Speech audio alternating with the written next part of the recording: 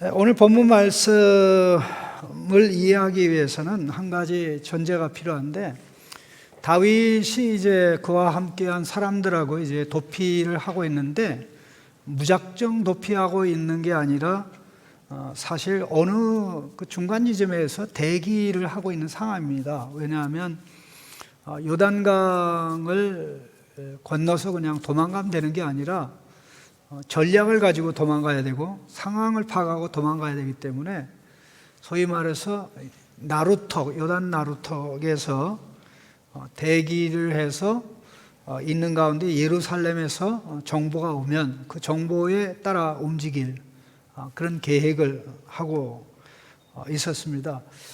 지금에도 그렇고 옛날에나 지금이나 그 요단강을 건너는 그 건널목은 많지가 않아요.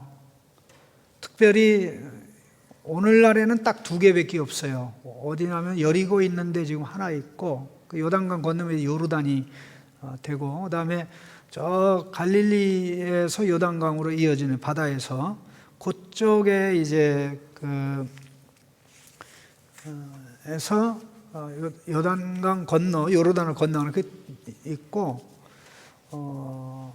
지금은 딱 두 개밖에 없어요. 그러니까 그걸 넘어가면 이제 다른 나라이기 때문에. 그리고 옛날에는 몇 개냐? 옛날에는 중간 정도의 이 아담 나루턱이라고 좀 하나 있었어요. 그냥 다 합쳐야 딱 세 개예요.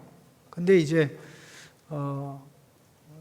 이게 여리고 쪽에서 그렇게 가는지 아니면 더 위로 올라가서 가는지 그건 잘 모르겠고, 성경이 말씀 안 하니까.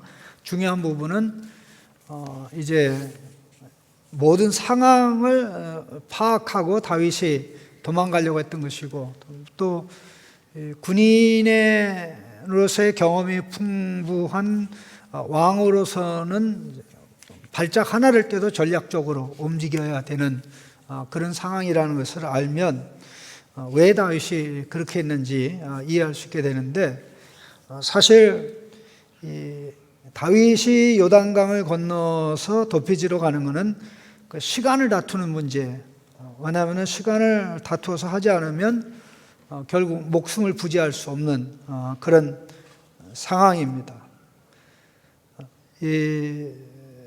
다윗이 결국 밤새도록 건너서 이제 새벽 무렵이 돼서 요단강을 건너지 못한 사람이 하나도 없었다, 그러게 됐는데, 그러게 해서 이제 마하나임이라는 곳으로 24절에 이렇게 되어 있습니다. 다윗은 마하나임에 이르고 압살롬은 모든 이스라엘 사람과 함께 요단을 건너니라, 이렇게 되어 있는데, 어떻게 이렇게 다윗이 안전하게 피신할 수 있었는가, 요단을 건널 수 있었는가? 후세를 비롯해 여러 사람들이 각자의 자리에서 자기의 역할을 했기 때문에 그렇습니다. 하나님이 천사를 통해서 다윗 왕과 그 일행을 보호한 게 아니라 사람들을 사용하셨다. 사실 천사를 보내서 보호하는 케이스보다 사람을 보내서 사람을 통해서 보호하는 경우가 훨씬 더 많습니다. 쉽게 얘기하면 하나님은 사람 천사를 사용하시지 천사 사람을 사용하지 않습니다. 왜 제가 천사 사람이라 그러면, 천사가 나타날 때 사람 모습으로 나타나거든요. 그래서 사람 천사인 우리를 사용하시지 사람으로 잠시 나타난 천사를 사용하는 게 아니다 하는 이 말씀을 생각해 보시면 좋겠는데요. 오늘 21세기를 살아가는 우리에게 사실 오늘 본문 말씀은 많은 것을 깨닫게 줍니다. 특별히 후세가 참 14절에 보면 굉장히 좋은 전략을 세워서 얘기했다고 하는 내용이 나옵니다. 14절 한번 읽어볼까요? 압살롬과 온 이스라엘 사람들이 이르되 아렉 사람 후세의 계략은 아히도벨의 계략보다 낫다 하니, 이는 여호와께서 압살롬에게 화를 내리사 하사 아히도벨의 좋은 계략을 물리치라고 명령하셨음이더라. 물리치기로 정하셨더라. 그렇게 이해하면 정확한데요. 이 내용을 후세가 알고 있는 알았을까요? 아직 몰랐을까요? 아직 모르죠. 그들이 어떻게 반응했는지는 사실 압살롬과 그의 장로들이 이 후세의 전략을 놓고 그럼 됐다, 나가라, 내보낸 겁니다. 그러니까 우리가 성경을 읽을 때 여러분 꼭 기억할 게, 이 드라마를 보면 드라마에 나오는 등장인물은 모든 장면을 다 모르죠. 그러나 드라마를 보는 사람은 다 보고 있죠. 그러면서 저놈 저 거짓말하고 있네. 아까 저기 누구를 만났네, 안 맞다 그래. 근데 그 안에 이 드라마 안에 등장하는 등장인물들은 모르잖아요. 그 개념을 그대로 성경에 대입해서 이해를 해야 정확한 이해가 되는 겁니다. 그러면 여러분이 후세라면 어떻게 하겠어요? 참 하나님의 은혜로 감사하게 아이도벨의 전략을 알았잖아요. 그럼 자기의 사명이 뭐예요? 아이도벨의 전략을 물리치는 거고, 그 전략의 상황을 다윗에게 알려주는 거잖아요. 그런데 바로 결과가 어떻게 될지 모르는 상황에서 대비를 하면, 자, 좋은 일이 일어날 걸 가지고 대비하는 게 나아요, 최악이 일어날 수 있다는 것을 준비해서 대비하는 게 나아요? 최악이죠. 이게 하나님의 사람이에요. 사업을 여러분이 시작할 때 잘 될 것만 생각하고 하면 나중에 거덜나면 어떻게 할 거예요? 예? 거덜나도 물어 쓰러지지 않을 수 있는 대비책을 세우면 당황하지 않죠. 당황하지 않습니다. 이게 하나님의 사람이 기본적으로 가져야 될 의식입니다. 자기는 최선의 전략을 내놨고, 그런데 그것을 받아들일지 안 받을지는 자기 소관이 아니기 때문에 만일의 경우 아이도벨의 전략이 실행이 되면 어떻게 됩니까? 다윗은 죽게 돼 있어요. 죽게 돼 있으면 어떻게 합니까? 다윗에게 알려야죠. 근데 자기가 이걸 생각해 놓은 거예요. 다윗 왕이 이미 내가 이렇게 정보 라인을 구축해 놨으니까 내가 구축해 놓은 정보 라인을 이용해서 정보를 알려줘라. 그러니까 다윗이 위대한 거죠. 솔직히 말해서 그 도망가는 상황에 어떻게 정보를 전달할지, 정보원이 누군지 그렇게 다 했으니까 자기는 다윗 왕이 세워놓은 정보 시스템을 이용해 가지고 움직이면 되잖아요. 네. 우리 크리스찬이 이 땅에 살면서 하나님을 믿기 때문에 멍청하게 행동할 때가 많아요. 잘 알아들으셔야 됩니다. 하나님이 도와줄 거니까 나 신경 안 써도 하다 보니까 멍청한 짓 하는 겁니다. 하나님이 도와주시지만 또 나로서는 반드시 해야 될 일을 할 때 그렇게 나가는 겁니다. 옛날에도 지금은 이제 신학교들이 좀 미달이 되고 그랬는데, 옛날에는 그래도 괜찮은 사람들이 많이 가고 했었는데, 그 농담 중에 그런 말이 있어요. 믿음이 좋은 애들은 머리가 안 좋다고. 믿음이 있는 친구들은 머리가 안 좋고, 이 머리가 좋은 친구들은 믿음이 없다고. 그 이유가 뭐냐면 믿음이 없으니까 자기가 열심히 해야 되잖아요. 그러니까 열심히 하다 보니까 이제 머리가 좋아지는 거죠. 그런데 믿음이 있는 애들은 하나님의 지혜와 능력을 믿으니까 열심히 안 해요. 그러니까 머리가 좋아요, 안 좋아요? 안 좋지. 이게 참 모순이에요. 우리 하나님을 믿고 신뢰한다고 열심히 안 하고 자기가 할 일 안 하면 항상 이 뒤에 처집니다. 하나님을 믿으니까 내가 열심히 할 때 하나님의 지혜를 주시고 능력을 주신다고 믿는 게 정상이죠. 여러분 꼭 그런 식으로 나가면요, 하나님이 지각을 안 주시는 적이 없어요. 통찰을 안 주시는 적이 없어요. 그러나 누워 잘 때는 죽었다 깨어나도 안 주신다. 팔짱 끼고 이렇게 있을 때는 절대 안 주신다. 네? 저 틀린 말 아니에요. 제가 개인적으로 이해하지 못하는 것은, 그렇게 열심히 믿음 생활하는데 이 지각이 열리지 않는, 나는 이해를 못해요. 원래 내가 지각이 지금도 안 좋지만 옛날엔 더 안 좋았거든요. 근데 하나님이 사실 열심히 하려고 그러면 하나님 어떤 방법으로든지 채워주시고 역사하시거든요. 그것을 하나님께서 이스라엘 백성에 말씀하신 거예요. 너희가 내 말씀에 순종할 때 그것이 지혜가 되고 능력이 되게 하겠다. 그러니까는 현장에서 체험하고 현장에서 경험하는 건데, 다윗은 사실 현장에서 뼈가 굵고 그런 사람이라 이제 그런 전략을 다 세워놓고 간 겁니다. 그래서 후세는 도망가는 다윗이 세운 정보 라인을 활용하기 위해서 최악의 상황을 가정해서 이제 사독과 아비아달 두 대제사장에게 조심스럽게 찾아가서 15절입니다. 아히도벨이 이런 전략을 세웠습니다. 그리고 나는 이런 전략을 세웠습니다. 왜냐하면 정확하게 이 전략의 내용을 알려줘야 대책을 다윗 왕이 세울 거 아닙니까? 근데 이 아히도벨의 전략은 뭐죠? 속전속결입니다. 쪽집게식 타격, 이게 서지컬 스트라이크라고 그러거든요. 수술하는 식으로 수술 부위만 돼가지고 도려내는 거니까 오늘 밤중이라도 군인 1만 2천 명을 동원해서 다윗을 급습해서 다윗 하나만 죽이면 된다는 게 아히도벨의 전략이잖아요. 그러면 그대로 하면 어떻게 됩니까? 다윗은 지금 요단 강변 어느 나루턱에서 대기하고 있는 상황이잖아요. 그럼 그냥 끝나는 거예요. 그러니까 너무 불안한 거예요. 그래서 나는 이렇게 시간 끌기 전략을 세웠습니다. 근데 아무리 봐도 내 전략대로 될 것 같지 않다라고 얘기하니까 얼마나 지혜로운 거예요.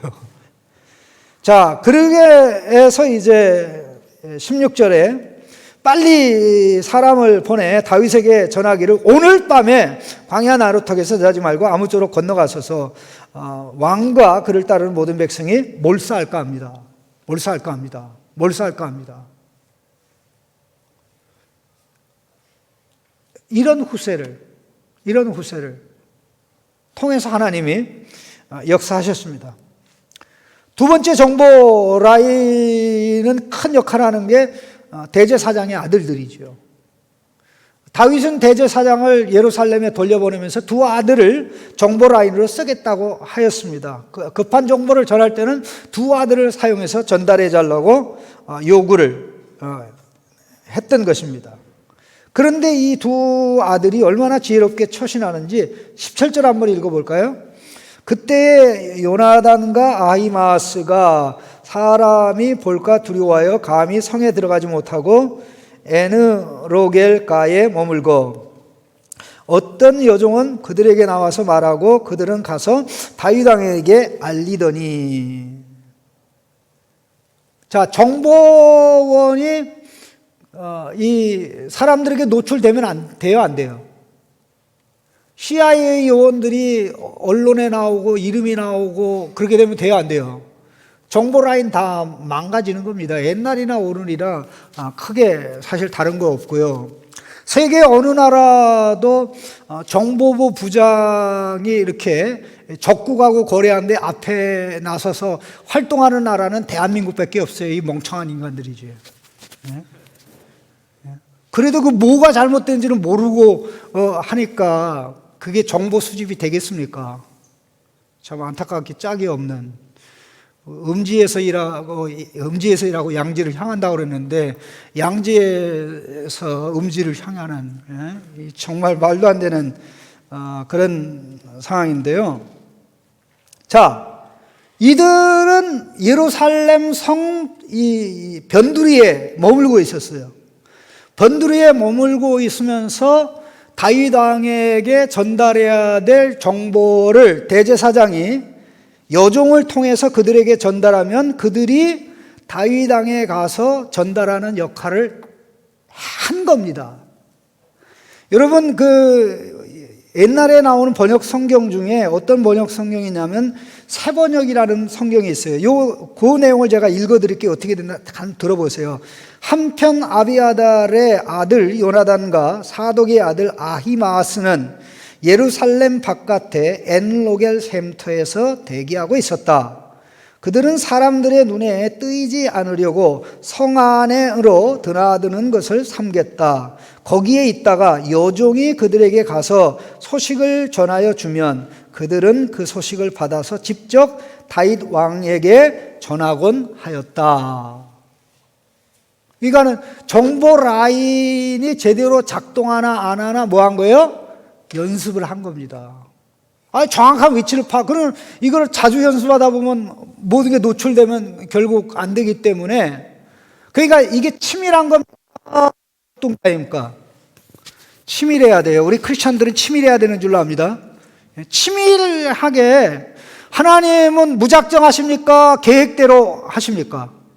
계획대로 하십니다. 하나님의 형상을 닮은 우리는 무작정 살면 안 되고, 하나님의 뜻을 받들어 하나님의 형상의 신분에 따라서 계획하고 그 이루어가는 쪽으로, 물론 중간에 수정할 수밖에 없는 게 우리지만, 그러니까 그들이 그런 가운데 제일 중요한 부분이 정보, 자기들의 신원이 노출되지 않는 거죠.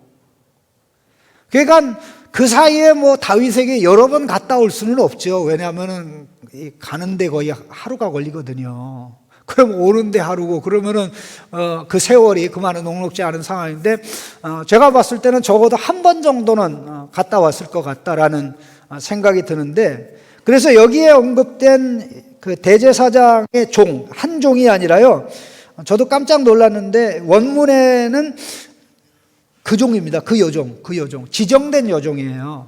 그러니까 아무나 세운 게 아니라 믿을 만한 종을 세운 거죠. 입이 무겁고, 신뢰할 만하고, 또 신뢰할 만하도 이 전달해 준 임무를 제대로 전하지 못하면 어떻게 됩니까?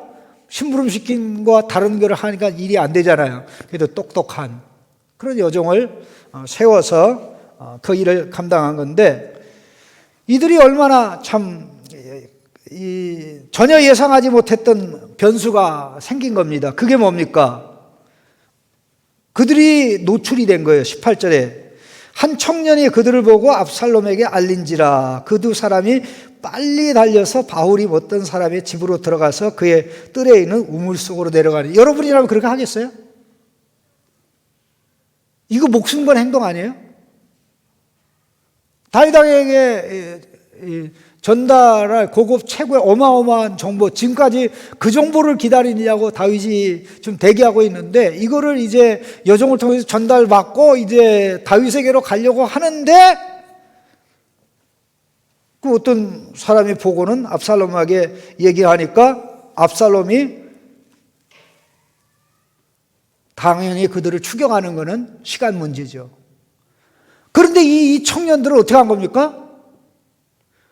그냥 어느 집에 안으로 들어가가지고, 아는 집도 아니야, 모르는 집이에요. 그냥 어느 집에 들어가서 보니까 마당에 우물이 있어가지고 그냥 우물 속으로 들어간 거예요. 자, 빠져 죽을 각오를 한 겁니까, 안 한 겁니까? 빠져 죽더라도 잡혀서는 안 된다라는. 너무 멋있지 않습니까? 네. 그런데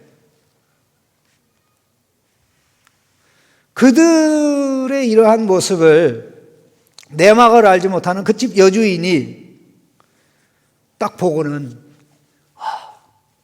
저희들 누구한테 쫓기는 모양이구나. 누가 저 사람을 잡으려고 하는 거구나. 그러니까 이 집 여주인이 본능적으로 저 사람들을 보호해야 되겠다는 마음이 본능적으로 발동한 거 있죠. 그래서 이 우물 입구에다가, 오늘날 여러분 혹시 멍석 뭔지 아세요? 멍석? 거적 같은 거를 딱 거기다 덮어놓고 그 위에다가 한국식으로 하면 고추를 늘어놓은 거예요. 고추. 여기 곡식이라고 되어 있는데, 뭐 어쨌든 음식을 늘어놓으니까 감쪽같이 우물이 사라지지요. 19절 한번 읽어보세요. 그 집 여인이 덮을 것을 가져다가 우물 아기를 덮고 찌운 곡식을 그 위에 널매 전혀 알지 못하더라. 아무도, 그 동네 사람이 아닌 이상 누구도 모르죠. 이 여인이 위대한 겁니까? 아니면 정신 나간 겁니까? 위대하죠. 왜 위대하냐면 대부분의 한국 주인이라면 이놈들아, 우리가 먹는 우물에 너희들 들어가가지고 물 다 버렸다고, 예? 알잖아요. 예? 서리만 해도 경찰에 신고해가지고 밭값 전체 다 물게 하는. 그래서 어떤 때 내가 그 과일이 맺혀지고 그럴 때 이렇게 따먹고 싶은 마음이 생길 때, 야, 참 이스라엘이 아니라서 내가 할 수가 없구나. 참아야지. 이스라엘은 가서 배고플 때 먹어도 되거든요. 하나님이 다 허락하고 하나님이 법으로 제정해 놓으셨으니까 따라갈 때 주머니에다 넣고 그릇에 담아가지는 마라. 그거는 그때 너희들 책임져야 된다 했으니까 다 그게 법이 있으니까 얼마나 좋아요. 근데 뭔가 곡절이 있을 것이다. 이들을 보호해야 되겠다라는 평상시에 마음이 발동한 거죠. 그러니까 평상시에 그 우물을 덮고 뭘 넣어놓듯 그렇게 딱 덜어놓은 마당에 이 여인이 이걸 하면서, 아, 이 두 사람은 다윗 왕에게 메시지를 전달하는 사람이니까 내가 보호하고 지켜서 나중에 다윗 왕이 복이 되면은 내가 큰 보상을 받을 거야. 그 생각했어요? 아니요. 여러분, 계산하고 어떤 것을 알아서 하는 게 아니라 이 젊은이들에게 가장 필요한 건 뭐예요? 보호받는 거잖아요. 보호받을 수 있도록 해준 게 이 두 청년은 영원히 이 여인을 잊지 않고 기억했을 거예요. 성경이 기록할 정도면 얼마나 놀랍습니까? 그런데 사실 그 사이에 압살롬도 대단해요. 20절 같이 읽어보겠습니다. 압살롬의 종들이 그 집에 와서 여인에게 묻되 아히마아스와 요나단이 어디 있느냐 하니 여인이 그들에게 이르되 그들이 시내를 건너가더이다 하니 그들이 찾아도 만나지 못하고 예루살렘으로 돌아가니라. 자, 압살롬이 보낸 수색 팀이 왜 놀랍냐면 바후림이라는 마을에 이집트인이 찾아간 게 아니라 그냥 온 거예요. 정보력 약하다? 대단하다. 그 다음에 찾아야 될 사람이 2명이라는 걸 알고 그 다음에 찾아야 될 사람의 이름까지도 알았으면 이건 끝내주는 거죠. 야, 이렇게 치밀하게 움직이는데 이 여인이 말을 해도 이 말이 들통나지 않았던 결정적인 요인 중에 하나가 뭡니까? 우물을 왜 덮개를 놓고 이게 곡식을 널어놨으니까 이게 여기 우물이 있었는데 이렇게 되면 끝나잖아요. 네? 시내를 건너가는 거 내가 봤습니다. 그렇게 얘기하니까 말도 길게 안 해요. 시내를 건너가는 가도이다. 그러니까 뒤쫓아 가서 확인해 보니까 없으니까 이제 예루살렘으로 돌아간 거 아닙니까? 그래서 이들이 돌아간 걸 확인한 다음에 그걸 누가 알려줬겠습니까? 21절에 그들이 간 후에 두 사람이 우물에서 올라와서 다윗왕에게 가서 다윗왕에게 말하여 이르되 당신들은 일어나 빨리 물을 건너가소서 아히도벨이 당신들을 해하려고 이러이러하게 전략을 세웠습니다. 이렇게 되는 거죠. 어느 사람 하나 중요하지 않은 사람이 없는 거죠. 목숨 걸고 움직이고 빠져 죽는 한이 있더라도 일단 우물 속에 들어가서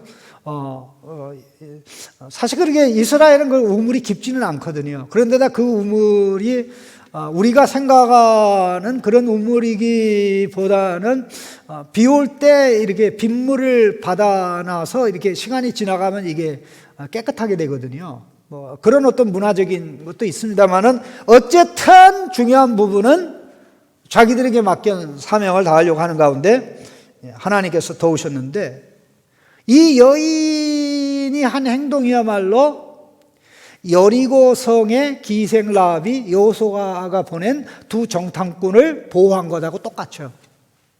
여리고의 왕이 정탐꾼이 누구 집에 온 것을 확인했습니까? 기생 라합 집에 온 것을 확인하고 내놓으라고 그랬는데 그때 감쪽같이 숨겨주죠. 지붕에다가. 그리고는 그들을 따돌리고 난 다음에 이제 내가 이렇게 도와줬으니까 나와 내 가족을 구원하라. 바로 그 인물과 같은, 그 여인과 같은 기생 라합과 바로 그 여인은 사실 다윗의 선조 할머니잖아요. 참 놀랍죠. 이렇게 필요할 때 필요한 사람에게 필요한 도움을 제공하는 것은 이렇게 위대한 것입니다. 이게 뭐 어마어마하게 뭐 집을 팔아서 도와준 거 아니잖아요. 그렇죠?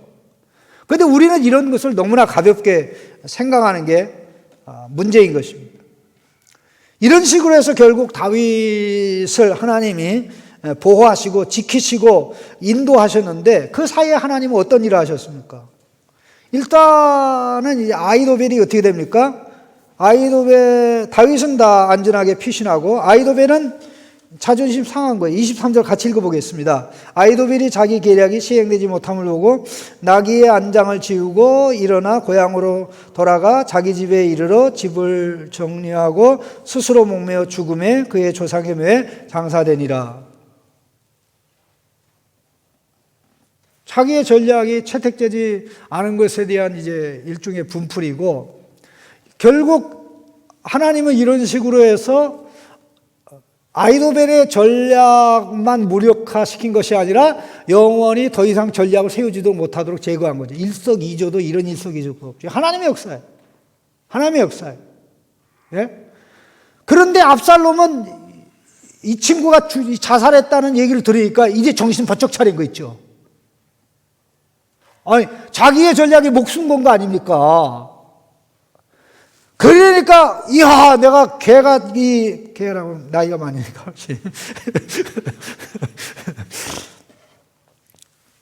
아히도벨의 전략대로 해야 되는데 하고, 외양간을 소잃고 외양간 잃은 다음에 급하게 움직인 거예요. 그래서 24절에 다윗은 마하나임에 이르고 압살롬은 모든 이스라엘 사람과 함께 요단을 건너니라. 자살한 다음에 얘기를 들어보니까 제가 시키는 대로 했어야 되는데 그것하고 뭐가 있어요? 누군가 메시지를 전달해 주려 움직였다는 첩보를 확인했잖아요. 아마 후세가 압살롬에 의해서 처형될 가능성을 배제할 수는 없습니다. 근데 성경 기록이 없기 때문에 저는 얘기를 못 하겠습니다.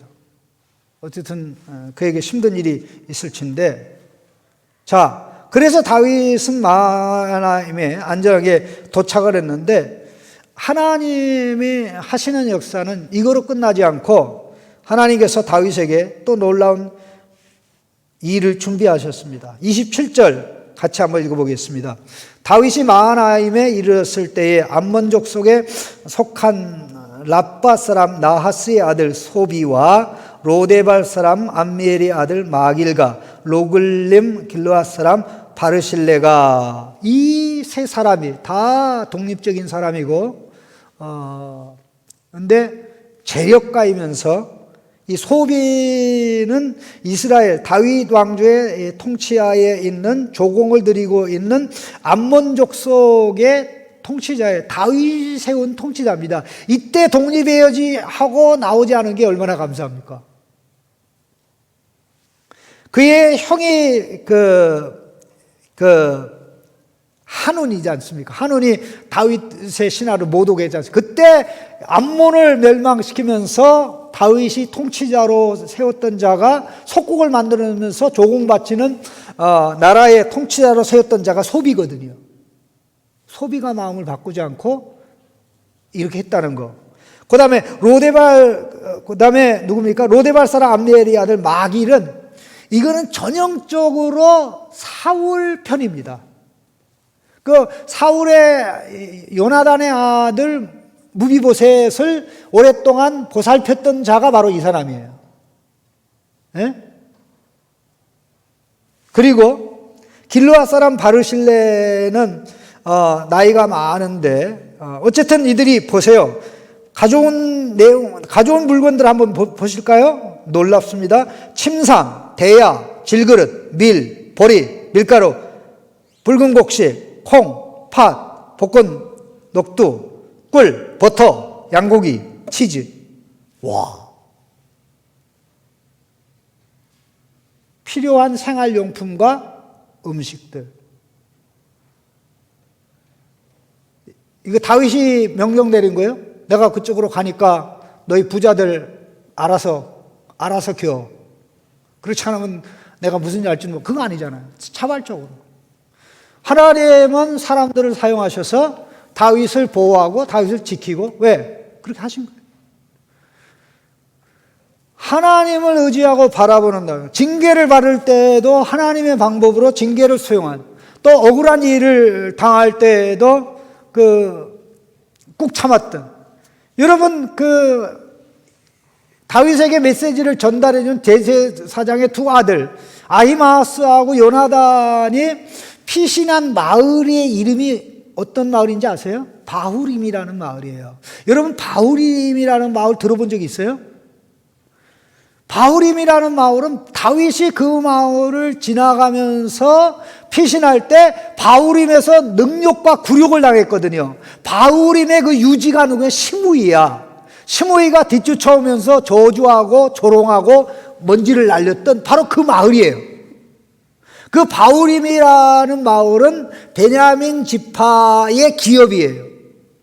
그러면 바후림의 어느 마을에 집에 들어갔을 때 그 집은 베냐민 사람이고 그 여인은 베냐민 사람의 아내예요. 그런데 그 베냐민 땅 시므이에게서 능욕받은 그 동일한 장소에서 하나님은 기적적으로 그 집의 여인을 통해서 두 사람을 지켰던 거죠.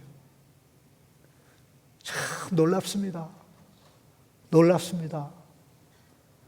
다윗이 그의 사람들로부터, 아비새와 둘러싼 사람들로부터 저 시므이 목을 치게 해달라고 그럴 때 뭐라 그랬습니까?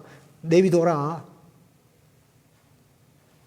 하나님이 나 저주하라고 명령한 거 아니냐. 내 뱃속에서 나온 자도 나를 이렇게 해하려고 하는데 베냐민 자손이야 얼마나 더 하겠냐. 그냥 내버려 둬라. 그렇게 나가면서 다윗이 한 말이 있죠. 그게 뭡니까?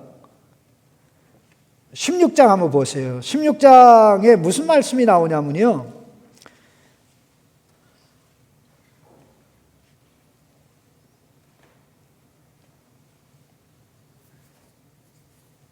바로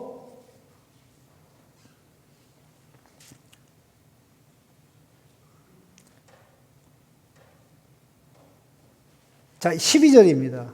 11절에는 저주하게 내버려둬라. 12절에 혹시 여호와께서 나의 원통함을 감찰하시니 오늘 그 저주 때문에 여호와께서 선으로 내게 갚아주시리라. 그 말을 한 바후림이라는 그 지역에 그 여인을 통해서 그렇게 하리라고 꿈엔들 생각했겠습니까? 사람이 날고 뛰어도 모든 것은 하나님이 통제하십니다.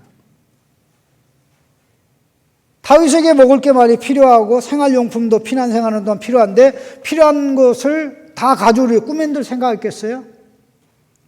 사실 이런 내용, 이러한 경험을 바탕으로 해서 다윗이 나중에 지은 시가 시편 23편입니다. 여호와는 나의 목자시니 내게 부족함이 없으리로다.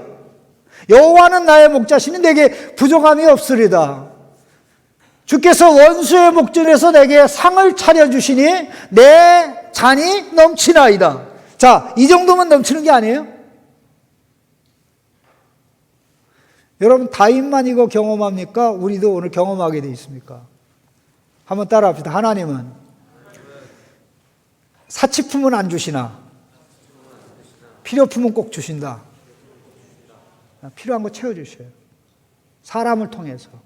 그러면 우리의 필요를 태워줄 때 사용되는 사람이 된다면 나를 통해서 다른 사람의 필요를, 부모를 통해서 자식을, 또 우리를 통해서 형제를, 또 우리를 통해서 어떤 낯선 사람을 도와준다 그럴 때 그게 영원히 여러분 아무것도 아닌데 그것이 필요한 순간 그 도움을 주는 사람. 한 달 전에 설악산을 갔어요. 설악산을 가서 이제 어딥니까? 봉정암이라고 그쪽에 이제 올라가게 됐는데 이제 버스를 타고 이제 가려고 그랬는데 이거 버스 앞에서 마스크를 써야 된다고. 나는 이제 이렇게 자전거 탈 때 하는 거 그랬더니 그거는 마스크가 아니라고 안 된다는 거예요.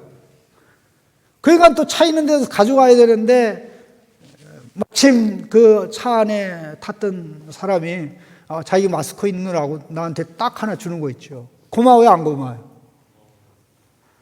비싼 거예요, 안 비싼 거예요? 안 비싼 거죠. 그러나 그는 비싼 거 주지 않고서 내 마음속에 여기 남아있는 겁니다. 하나님은 우리가 그렇게 살아가길 원해요. 그 일을 하시는 분이 하나님. 천지창조하신 하나님이 지금까지 피조물을 먹여 살리고 있죠. 지키고. 그 죄악에 빠진 인간의 죄악의 문제를 해결하려고 그의 아들 예수 그리스도를 보내셨습니다. 그 하나님이 필요를 채우시고 위기 가운데서 건질 때 우리를 쓰신다. 하나님의 사람을 쓰신다. 언제 어떻게 쓰실 줄 모르기 때문에 중요한 거는 평상시에 준비된 사람으로, 평상시에 정말 그때그때 성령님이 역사하고 움직일 때 그렇게 살아가면 자기는 아무 생각 없이 했는데 나중에 어떻게 됩니까? 역사의 책의 기록으로 남아요. 이 여인이 그렇게 남은 거죠. 두 제사장의 아들들이 그렇게 남아있는 거죠. 하나님 앞에서는 영원히 기억되고 추억이 됩니다.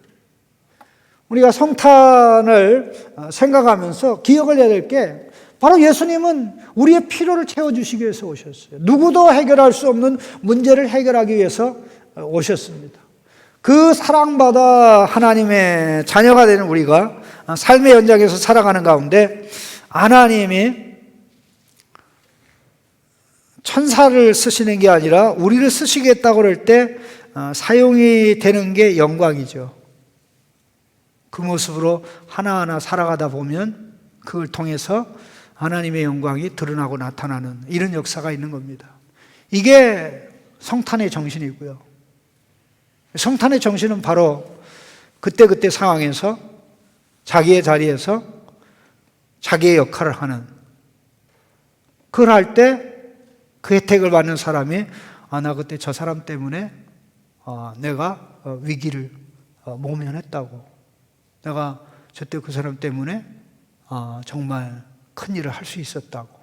이런 사람들이 많아질 때 세상은 각박한 사회가 아니라 좋은 사회가 되는 것이죠.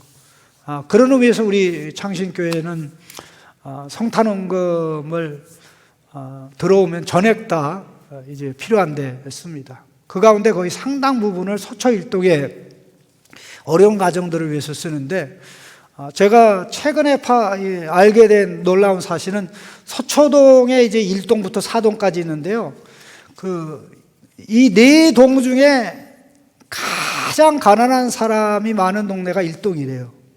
1동에는 아파트보다는 이제 단독 주택들이 더 많아서 그런지 거의 돌봄의 대상이 서초 1동 동사무소에서 파악한 숫자만으로도 거의 한 1000가구가 되는데요. 거의 뭐 대부분 돕고 홀로 거하는 가정인데요.